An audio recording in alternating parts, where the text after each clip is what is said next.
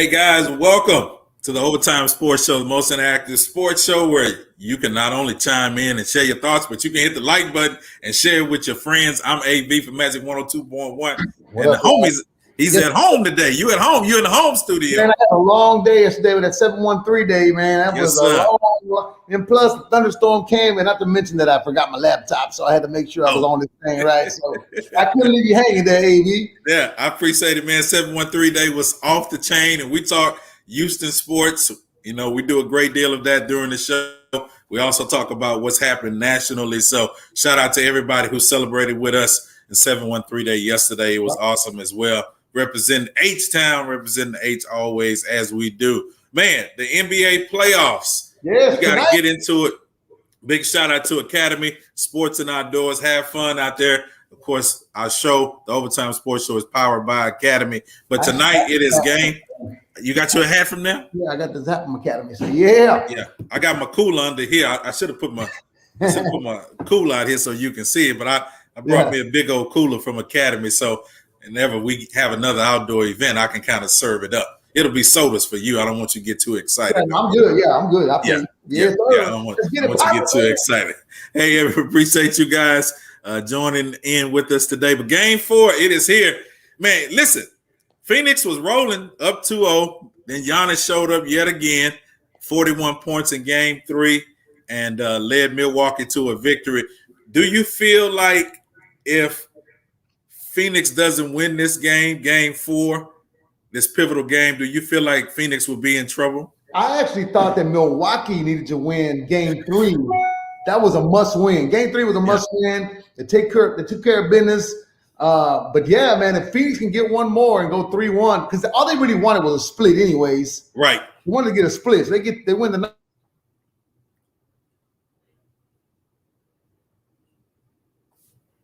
And I just feel like, listen, if they don't take care of this victory, Phoenix doesn't win at home. I just feel like, for the most part, Milwaukee has been able, Ty, to come in and win these series. It's like they get down 2 games, and then all of a sudden, here they go.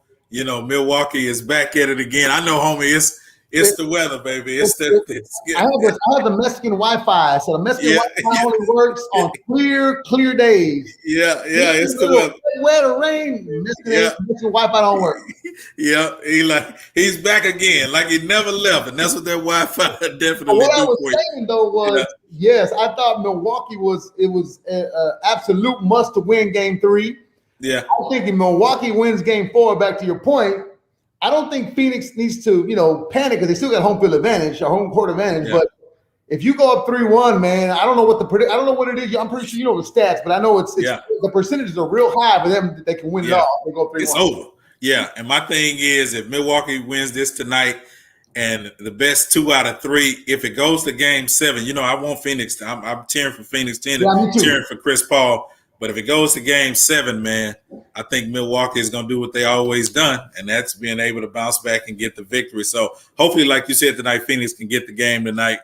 I'm going to go and say Milwaukee's going to win tonight. I'm going to step out on the limb. So too. I know Conti is talking about Game 7. I would actually love to see a Game 7. I think Game 7, those are the 2 best words in sports. Game 7, yeah.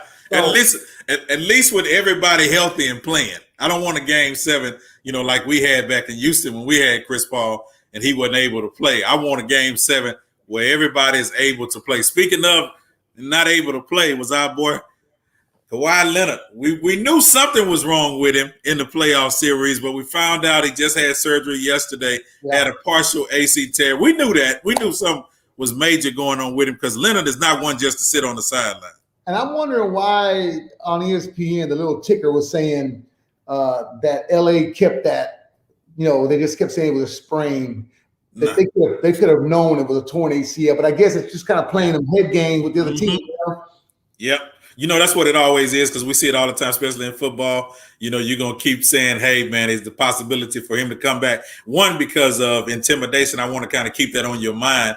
Then I want you to try to game plan as if he's going to come back. So you have to basically create 2 game plans. One if he's not here, and then another one if he does come back. So I want to kind of divide your time into making you believe that he's coming back. But the only problem is, G-Man, with this technology, you can go back and watch the replays over and over and realize most doctors can look at you and tell, hey, that's a tear. He's got an AC tear. I know they're saying he might come back. He's not coming back. Well, they were saying that Giannis wasn't going to come back, and I know he didn't think so neither. It's not the same as a torn ACL or a partial tear, but it looked bad when that leg. He looked, man. I thought he broke that leg, bro. He said so too. Giannis was like, "Oh man, I'm out of here. I don't think I'll be able to come back." And I think with this, because it's a partial AC tear, so I think he'll be able to, to come back. If probably not the first half of the season, the second half of the NBA season, knowing Leonard, he'll rehab because guys are bouncing back from these injuries quicker. Yeah. Oh yeah. It ain't like 20 years ago, 15 years ago, when you had the medicine the way they do now, and they can just cut you up, laseroscopic, whatever they do, epidural, whatever they give you. I don't know what it is, but give you a little of that juice. Give you a little of that juice and get you back. The young man at U of H that played on their team, remember he tore his ACL in the summertime. He was able to come back in a couple of games before the NCAA tournament. And it was like, whoa, this man has bounced back. And it's like, oh, okay. So they're able to do it. So it's like, hey, I believe he'll be back before that. Man, what's wrong with your USA basketball team? And they finally got a victory. Thank God. They got a victory after losing one game, and then that was only their second loss out of 57-something games. And then they lose back-to-back to Nigeria and then to Australia. And you know what? They do got some heavy hitters on that team. They got Durant, they got Lillard, they got Bradley Beal is on there. And it's like really, a reporter asked Pop, put him on the spot. He said, how does it feel to be the first coach to lose 2 back-to-back games like this? And of course, Pop chewed him out. Was like, hey man, you got to go back and check your stats for that. But we're not. And it's almost like we become spoiled, especially when it comes to the Olympics. We don't expect to lose. We feel like we got the best athletes in the world, even though the NBA now has become a global game. It's a global sport. So we got players from all over, but we just have this sense of entitlement. Look at the Nigeria team. I mean, they had pretty much NBA players on there, a lot of them. And then your coach, Mike Brown. I mean, so and that USA, but they got some players on there. I think they're going to get loaded time the end of July come for the playoffs. Like you said, if you got Durant, you have Durant. What's up, TC? If you got Durant and then you got Damian Lillard on this team, you got 2 superstars right here who should be able to take over the game. But like you said as well, the Nigerian team is full of NBA athletes now. It's just not everybody in the NBA is from America. Like we said, we got athletes all across the world now. So the competition level has been raised. If you go back to the 1992 Olympics when they first started, it was NBA players against no names. No names. But I think for the next 12 years, 18 years was no name. They were now you got these players from the NBA that want to represent their country. Now you got NBA players against NBA players. Now you got a game. You remember the time when they used to bring 2 NCAA players to be a part of the Olympic team. So it was like, hey, we can take some college athletes and beat you guys. And like you said, now the playing field has been leveled. And I just hope when we get into the gold medal round, man, that we don't get here and we don't get embarrassed, bro. Man, if we lose that, I see, I don't even know what to tell the world if we lose the game. I mean, if we don't win anything but gold, if we don't win anything other than gold, it's not a success. Oh shoot! I think AV got the Mexican Wi-Fi too at his house. Yeah, AV froze. There you go. Yeah, I'm back. We back. That look like he was in a casket, bro. You look like you were about to die. I was looking at you. All I could see was your hat doing this. Listen, we're going to persevere through it today, man. We got all kind of stuff going on. Melody, appreciate that John 3:16 scripture today. Man, listen, the Rockets, I told you I wanted Cade Cunningham, and it almost appears because rumors have been spreading that Detroit is looking to kind of move out of their first pick. And the Rockets are in a position, and number 2, trade talks is kind of heated up. We got the 23rd and the 24th pick. So the rumor has been we'll trade the 2nd pick, the 23rd pick, and we'll even have a trade where we'll get rid of Eric Gordon and get some more assets and we'll be able to trade with Detroit. Would you do it? You know I'd do it to get Cunningham. EG's my boy, man. I hate to see EG go, man, but the way the team is constructed right now, man, we're in a big time rebuilding mode. I think EG deserves to go somewhere. Yeah, we had a chance to win a title. Although I'm just a little biased. You know, I love the dude, man. I love the way he balls. But you know what? That's not bad, man. Number one pick. Yeah, you go to get the dude from Oklahoma State. Yeah, you get Cunningham. He can play. Cunningham can play the small forward position. You got Porter at the 2 guard. We still got John Walls, you know, as our point guard. And, of course, we got our big man in the middle. So it'll be a nice rebuilding piece for us. I think we can do a lot with it. We can kind of be like the Phoenix Suns. You know, they just not that long ago, a couple years ago, they were where we at. Michael Gray, what's up, baby? He had a Rockets, man. We rocket to the death, man. You can see James Harden jersey up there. I can't get rid of it. No. Got to leave it. So we can sell it, though. I can find some people. I'll find some people that want to buy it. Man, special thanks again to our sponsors, powered by Academy Sports and Outdoors. And have fun out there. And we got to shout out, you know, in H-Town, you and I, we're all about our high school sports. You know, I graduated from Worthing Senior High School. We didn't win a lot of state championships. That's a whole nother story. Yeah, you went to Millville. We beat y'all a lot of times in sports. You name, we whooped y'all. But we won't get into that. We got to give a shout out, G-Man, to the Woodlands, man.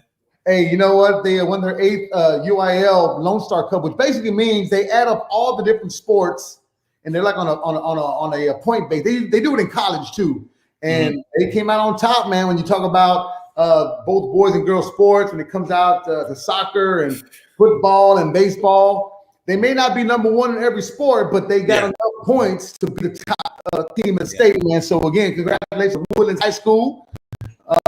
Yeah, man. Yeah, I'm thinking, bro, I ain't gonna lie. I was looking to see Katie up there. I thought like North Shore. Katie, I thought maybe one of the Sci-Fair teams would have been there. Woodlands, they kind of creeped up on me because I didn't see that coming. But you know, they got a great soccer team. They got volleyball. They got a lot of great sports over there, and they got some people that excel, man. So shout out to the Woodlands. Woodlands, we get caught up. The way Shaq said it, I live in Pearland. Woodland. Yeah, you know, we get caught up in football and baseball. So when we look at football, we think of the powerhouse, like I said, with Katy or North Shore. We think of those schools. But when you think about overall production, volleyball, track, baseball, soccer, you know, football, all of that together, you know, you got to give your props, as you said, to Woodlands. So congratulations to Woodlands. Next year, hopefully the next couple of years, I'm looking to see Worthing on there because I know Millby High School would definitely not be on there. Man, we were good back in the day. When? Tim Moore, we had Larry Hughes. Never heard of him. Who? Tim Moore, man. Come on, man. Timmy. Yeah, like who? Who was there, man? Last night we got to give it up for the All-Star game. Did you enjoy the All-Star game? I was at 713 there, Rise Rooftop. So when I got home last night around 1:30, they were showing the replay, and I kind of watched the replay of it. I saw Vlad Guerrero won the MVP. You know, American League won their 8th in a row. Yeah, man. Which means home field advantage, of course, for the team in the league. So I like the way, you know, I'm a fan of the home run derby. I'm a fan of all of the future of this All-Star game, and I like how they do it. Now, how did you feel?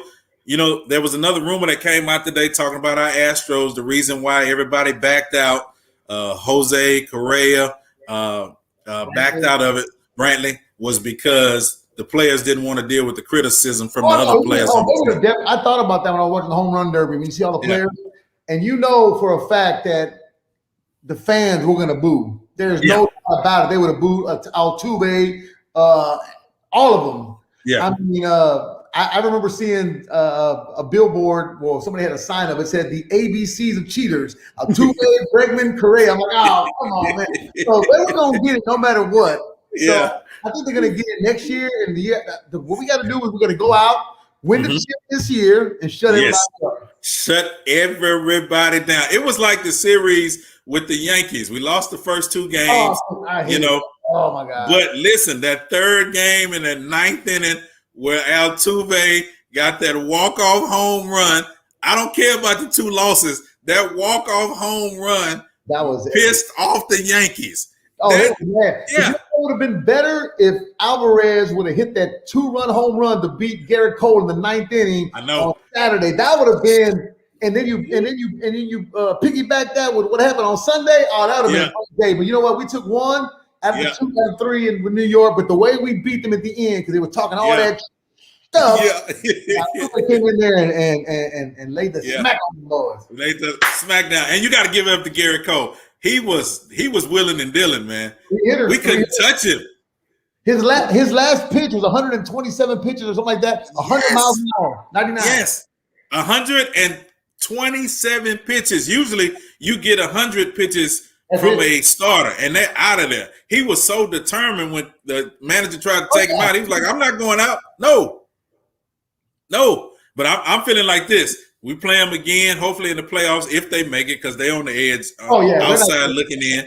If they make it, I want to see Garrett Cole again. And we'll have Correa, because you got to remember, this series, we didn't have Correa and we didn't have Bregman. And I think the Astros, with all this booing and all of these signs, like you said, the ABC of cheating, with all of this, it's motivating us to play even better this year. And as we get to the trade deadline, I'm looking for us to make a trade on a closer. So hopefully we'll be able to make some changes. So go Astros, man. I got to give a shout out to, of course, to the MLB.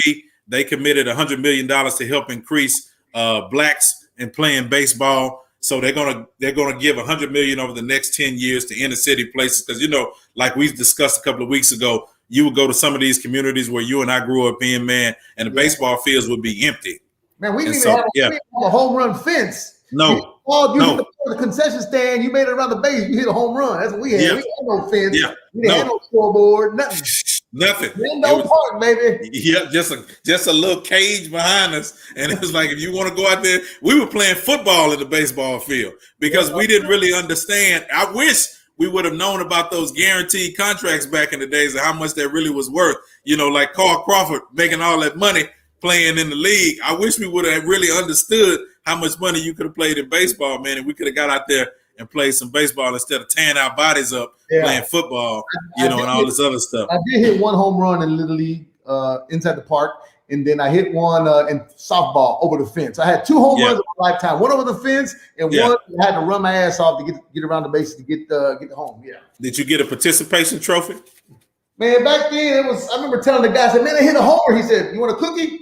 That's it. The kids were mean back in the day, bro. I was all crying. I came home, I was crying in the dugout because I hit a home run. I was 10 years old crying because I hit a home run. Yeah, get back in the dugout. We don't worry about you hitting no home run. Man, what do you think about Stephen A. Smith? He had to apologize for what he said about Ohtani. Real insensitive and saying, I don't think it helps that the number one face is a dude that needs an interpreter so you can understand what the hell he's saying. See that? I think that's where I think he went a little too far and used his power. I mean, you got to think about it. You do not think that the Asian community or just anybody who's for equality is not going to sit there and say that's kind of racist, there, bro. Right. That's kind of insensitive, dude. You saying that? I mean, if he was talking about a Mexican pitcher or whatever and saying, well, he needs a Mexican interpreter because he can't speak English. He needs back. I would have taken that as I mean, you can't say that. And as a black man, when he came back and apologized, he realized we deal with racism all of the time. So the worst thing you could do is that reverse racism, and you're putting that on somebody else. You're saying this is a deficit that this man has right now. Not saying that he's not learning to speak English or to grow and to develop. Yeah. He could have flipped and said, you know what? For this man to come to a totally different country, no one word of English, the culture, he's probably shell-shocked, and to do what he's doing, pitching and batting, we should be commending him, not bringing him down. He can't speak English. Yeah, and you got to be careful because you get to a point and because they say, you got a big mouth anyway. Yeah, that's him. And that's what happens, man, I love Stephen A. Smith. I understand the stick. You and I understand that because we're in broadcast and we know certain things you do when you kind of find your lane, you try to run with it. But here's the problem. When your mouth is just like a running faucet, you're usually going to say something that's going to come back to bite you. because you're not thinking in that moment. You're just talking off the top of your head, and then you realize, once it came out of his lips, it was loud. It was too late. And then for him to come back on IG and Twitter and to apologize, and he didn't mean it that way. And he thinks he's this. You can't backstep like that. And he doesn't not like. That's one thing I really like about Stephen A. Smith. He don't like the Cowboys. Yeah, and that's why I love him. Yeah, me too. Because every year we celebrate the Cowboys lose. How about them Cowgirls? We celebrate them losing. It's a beautiful thing, man. Right before we get out of here, thanks again to our sponsor, Academy Sports and Outdoors. You got to get out there and have some fun. Have fun out there. Get out and get you a cooler. Get a bicycle. A new inner tube, because we're gonna go float the river here. So it's at Academy. Over there at Academy. They have right on the back of the they got a little thing, man. So if you head out to the river, New Braunfels, Kamal River, Guadalupe, stop by Academy, pick up them inner tubes, man, and you save you some money. Yep. And if you're like me, I'm back in the gym trying to get this weight off of me. I'm not used to being this heavy.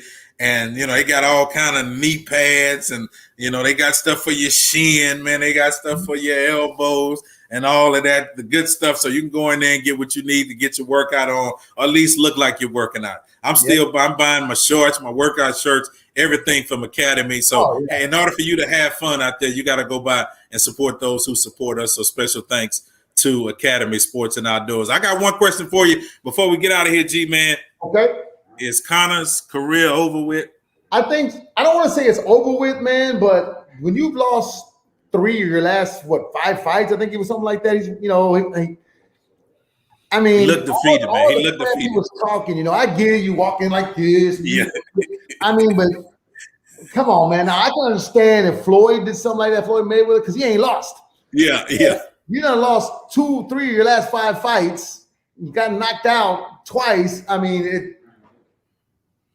I don't want to say his career is over because he's a money maker. He's made enough money. He can retire now. His kids will retire and his grandkids can retire. Yeah. I think if the fighter in him is going to want to come back and fight again, I think they need to do the 4th fight again with Poirier. They can do one more time. I think they can run it back. But if he loses again, I just can't see him being just a big draw. I'm sure that Irish people love he has a big following. But I just don't know if he's going to be that big draw. You got to think about it. We got our man Derek Lewis from H-Town going to be fighting here at the Toyota Center. Yeah.